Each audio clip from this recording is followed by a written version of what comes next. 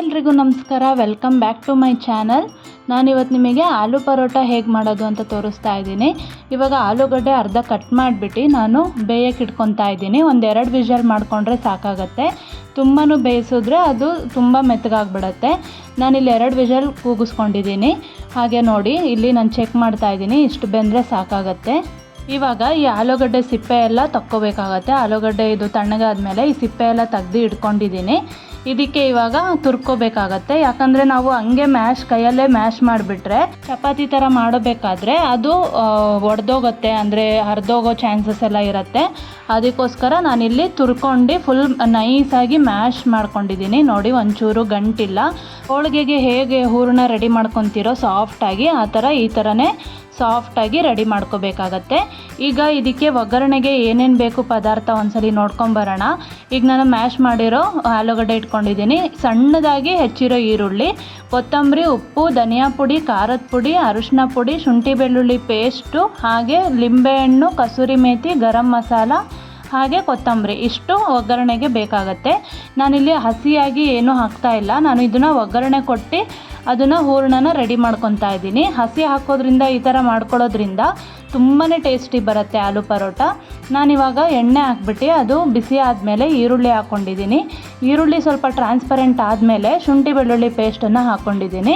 ಅದನ್ನು ಅಷ್ಟೇ ಚೆನ್ನಾಗಿ ಫ್ರೈ ಮಾಡಬೇಕು. ಶುಂಠಿ ಬೆಳ್ಳುಳ್ಳಿನೂ ಚೆನ್ನಾಗಿ ಹಸಿ ವಾಸನೆ ಹೋಗ್ಬೇಕು ಅದ್ರದ್ದು. ಇವಾಗ ಸ್ಪೈಸಸ್ಗಳು ಆ್ಯಡ್ ಮಾಡ್ಕೊತಾ ಇದ್ದೀನಿ.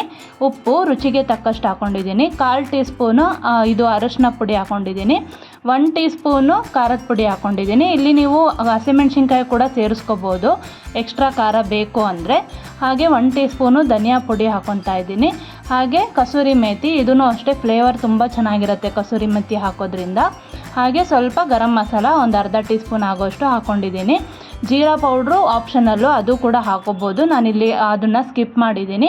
ನಿಮಗೆ ಬೇಕು ಅಂದರೆ ಜೀರಾ ಪೌಡ್ರು ಕೂಡ ಆ್ಯಡ್ ಮಾಡ್ಕೋಬೋದು. ಅದು ರೋಸ್ಟೆಡ್ ಜೀರಾ ಪೌಡ್ರನ್ನ ಆ್ಯಡ್ ಮಾಡ್ಕೊಳ್ಳಿ, ಹಸಿ ಹಾಕ್ಕೊಳ್ಳೋಕೆ ಹೋಗಬೇಡಿ.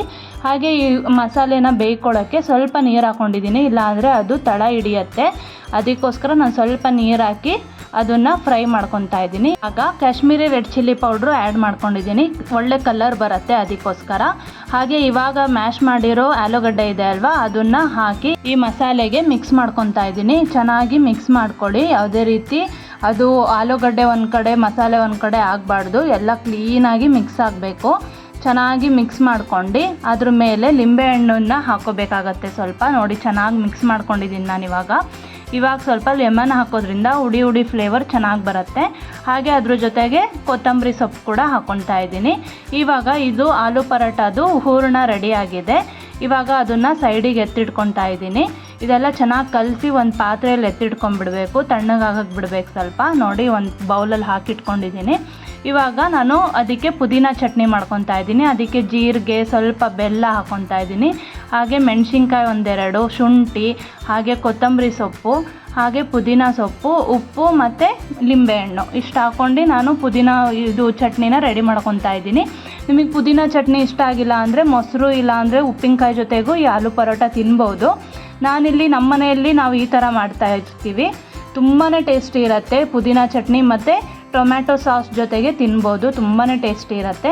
ನಾವು ಈ ಥರ ಮಾಡ್ಕೊತೀವಿ. ಈ ಟೇಸ್ಟು ನೀವು ಟ್ರೈ ಮಾಡಿ ನೋಡಿ. ನೀವು ಅದನ್ನೇ ಟ್ರೈ ಮಾಡ್ತೀರಾ ನೆಕ್ಸ್ಟು ಕೂಡ, ತುಂಬ ಟೇಸ್ಟಿ ಇರುತ್ತೆ.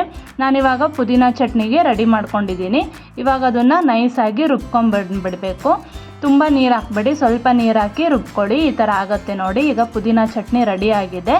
ಹಾಗೆ ಇವಾಗ ಆಲೂ ಪರೋಟ ಹೇಗೆ ಮಾಡೋದು ಅಂತ ನೋಡೋಣ. ನಾನಿಲ್ಲಿ ಇದು ಗೋಧಿ ಹಿಟ್ಟನ್ನು ನಾರ್ಮಲಾಗಿ ಸ್ವಲ್ಪ ಮೆತ್ತಾಗಿ ಇದು ನೆನೆಸಿಟ್ಕೊಂಡಿದ್ದೀನಿ. ತುಂಬ ಗಟ್ಟಿ ಮಾಡ್ಕೋಬಾರ್ದು, ಯಾಕಂದರೆ ಹೂರಣ ಕನ್ಸಿಸ್ಟೆನ್ಸಿ ಎಷ್ಟಿರುತ್ತೋ ಸಾಫ್ಟಾಗಿ, ಹಾಗೆ ಗೋಧಿ ಹಿಟ್ಟೂ ಹಂಗೆ ಸಾಫ್ಟಾಗಿರಬೇಕು. ಆವಾಗ ಆಲೂ ಪರೋಟ ತುಂಬ ಟೇಸ್ಟಿಯಾಗಿ ಚೆನ್ನಾಗಿ ಮೆತ್ತಗೆ ಚೆನ್ನಾಗಿ ಬರುತ್ತೆ, ರಫ್ ಆಗಲ್ಲ. ಆವಾಗ ಎರಡೂ ಅಷ್ಟೇ, ಹೂರಣನೂ ಅಷ್ಟೇ, ಹಿಟ್ಟು ಅಷ್ಟೇ ಸಾಫ್ಟಾಗಿರಬೇಕು. ನೋಡಿ, ನಾನು ಹಾಕ್ಕೋತಾ ಇದ್ದೀನಲ್ವ, ಈ ಕನ್ಸಿಸ್ಟೆನ್ಸಿಗೆ ಇರಬೇಕು ಎರಡೂ. ಆವಾಗ ತುಂಬ ಚೆನ್ನಾಗಿ ನೀವು ಹೇಳ್ದಂಗೆ ಕೇಳುತ್ತೆ ಹಿಟ್ಟು, ಅಷ್ಟು ಕ್ಲೀನಾಗಿ ಬರುತ್ತೆ. ಅದು ಹೂರಣ ಎಲ್ಲ ಮತ್ತೆ ಹೊರಗಡೆ ಬರೋ ಥರ ಆ ಥರ ಎಲ್ಲ ಆಗಲ್ಲ. ಆವಾಗ ಈ ಥರ ಕ್ಲೀನಾಗಿ ಆಗುತ್ತೆ. ಈಗ ಆಲೂ ಪರೋಟ ಲಟ್ಟಿಸ್ಬಿಟ್ಟು ಕ್ಲೀನಾಗಿ ಕ್ಲೀನಾಗಿ ಒಂದು ಹಂಚಲ್ಲಿ ಹಾಕಿ ಬೇಯಿಸ್ಕೊಂಡ್ರೆ ಆಲೂ ಪರೋಟ ರೆಡಿಯಾಗಿರುತ್ತೆ. ತುಂಬ ಟೇಸ್ಟಿಯಾಗಿರುತ್ತೆ. ನೀವು ಒಂದ್ಸರಿ ಮಾಡಿಬಿಟ್ಟು ಟ್ರೈ ಮಾಡಿಬಿಟ್ಟು ನನಗೆ ಕಮೆಂಟ್ ಮಾಡಿ ತಿಳಿಸಿ ಹೇಗೆ ಬಂದಿತ್ತು ಅಂತ. ಇನ್ನೂ ನಮ್ಮ ಚಾನಲ್ ಸಬ್ಸ್ಕ್ರೈಬ್ ಮಾಡಿಲ್ಲ ಅಂದರೆ ಸಬ್ಸ್ಕ್ರೈಬ್ ಮಾಡಿಕೊಡಿ. ಹೀಗೆ ಹೆಚ್ಚಿನ ವೀಡಿಯೋಗೋಸ್ಕರ ನಮ್ಮ ಪೇಜ್ನ ಫಾಲೋ ಮಾಡಿ. ನೋಡಿದ್ರಲ್ಲ ಫ್ರೆಂಡ್ಸ್, ಎಷ್ಟು ಬೇಗ ಆಗಿಬಿಡುತ್ತಲ್ವ. ಕಡಿಮೆ ಇಂಗ್ರೀಡಿಯೆಂಟ್ಸಲ್ಲಿ ಆಲೂ ಪರೋಟ ಆಗೇ ಬಿಡುತ್ತೆ. ಆಲೂಗಡ್ಡೆ ಮನೇಲಿದ್ದರೆ ಸಾಕು, ಬೇಗನೆ ಕ್ವಿಕ್ಕಾಗಿ ಮಾಡ್ಕೊಂಬಿಡ್ಬೋದು. ತುಂಬಾ ಈಸಿ ಮೆಥಡ್ ಇದು. ಈ ಥರ ಫಾಲೋ ಮಾಡಿ ನೀವು ನಿಮ್ಮ ಮನೇಲಿ ಮಾಡಿಬಿಟ್ಟು ಹೇಗಿತ್ತು ಅಂತ ನನಗೆ ಕಮೆಂಟ್ ಮಾಡಿ. ಹಾಗೆ ನೀವು ಹೆಚ್ಚಿನ ವೀಡಿಯೋಗೋಸ್ಕರ ನಮ್ಮ ಪೇಜ್ನ ಫಾಲೋ ಮಾಡಿ. ನೋಡಿ, ನಾನು ಇವಾಗ ಪುದೀನ ಚಟ್ನಿ ಹಾಗೆ ಸಾಸ್ ಜೊತೆಗೆ ಸರ್ವ್ ಮಾಡ್ತಾಯಿದ್ದೀನಿ.